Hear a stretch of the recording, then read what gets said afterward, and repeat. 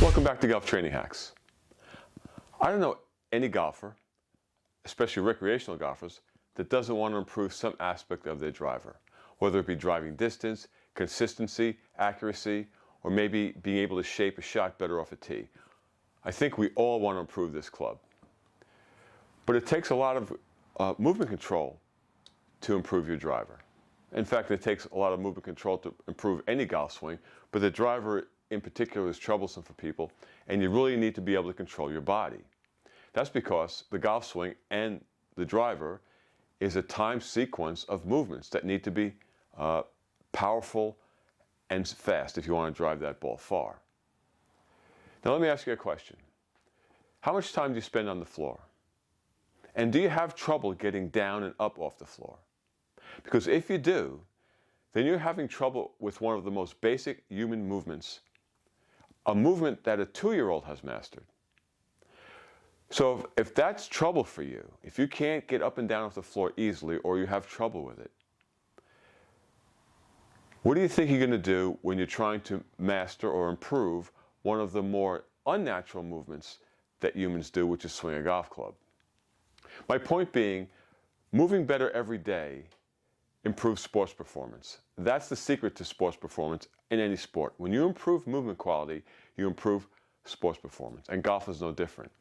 But if we're having trouble with a basic human movement like getting up and down off the floor or being comfortable on the floor, then it's really going to be hard to make improvements in a very unnatural movement, which is the golf swing, and in particular the driver. So in this video, we're going to work on getting up and down off the floor. As basic as that sounds, for many of us, that may be a problem.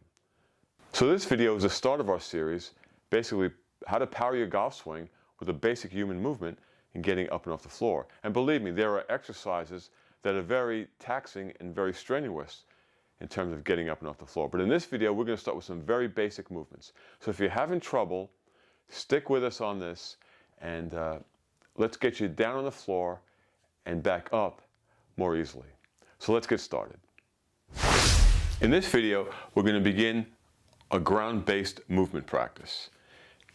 We're just going to get up and off the floor correctly. Now, for those of you who have a serious injury, serious spinal problems, real difficulties, not simply being a little stiff, but real difficulties, severe knee injuries, coming off a surgery, whatever your major issue is, this is not for you.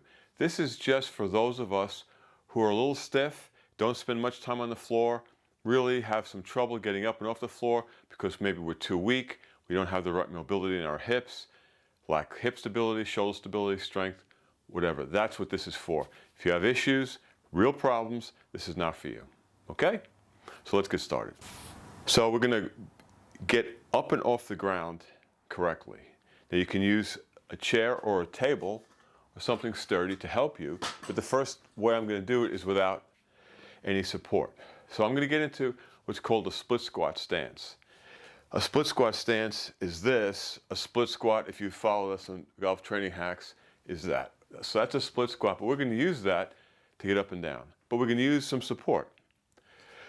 So you're going to put your legs apart, right? Put your legs apart. Now I'm going to brace myself, and I'm going to use this to get down. Now, remember, you want to keep your back in a very stable, neutral position, because spine health, spine position, we talk a lot about that in Golf Training Hacks. You don't want to lose spine position as best you can. So the reason why we're starting in a split squat is because I don't want to see you getting down to the ground, something like this, where you're trying to manipulate yourself down. That's a really bad way to do it. It puts you back in a bad spot. It's just not a very athletic way to get down on the floor. Okay, so going to brace yourself if you need it. And you're going to come down into a split squat. Now, you don't want your knee traveling too far forward. So in a split squat, and in this case what we're doing, we don't want our knees out here because that puts a lot of pressure on your knee. So you want to keep your knee and your ankle in one line. So from here, we're going to go into a tall kneeling position on both knees. From this position, you come down on all fours, You're going to stagger your knees. I don't know if you can see that. I'm staggering my knees. I'm putting one hand here and one hand here, and I'm just sitting down on the left side. To get up, we're going to reverse that movement. So now I'm going to support myself, push up, get back into that all-four position, back up in the tall kneeling position, support myself here, and stand up. Okay, so if we need some support, we do it with a chair or something very stable. So we're going to get our legs apart, get close to the table or the chair, begin to support here, support here. If you need to hold on in this position, that's fine. I'm just going to move this out of the way so you can see it. I'm down on all fours. I'm going to stagger my knees. I'm going to get a comfortable support base, and I'm just going to rock back. Then I reverse it. Get some support, lift myself up, get on all fours. I'm going to bring this back. You can put yourself up like this. You can use that and that.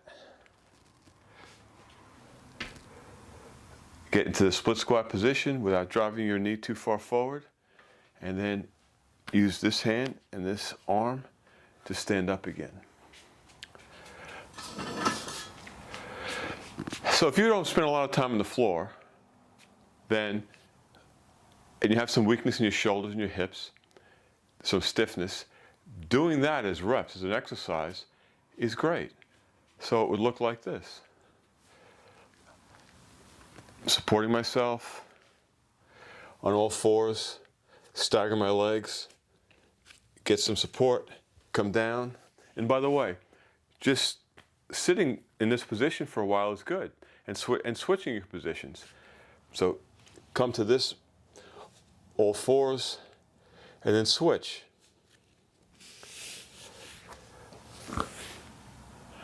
Right? You can go back and forth with this. Stagger, support,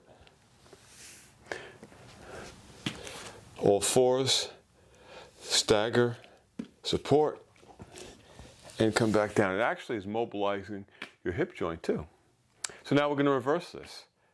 So get that support, lift yourself up, come back to all fours, brace yourself, come back up, and repeat it.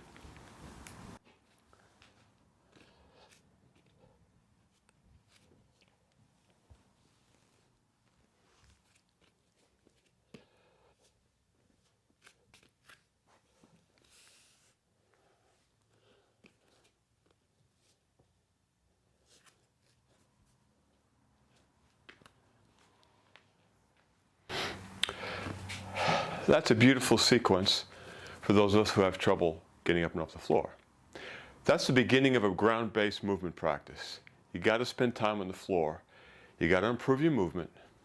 If that's troublesome, that's where to start.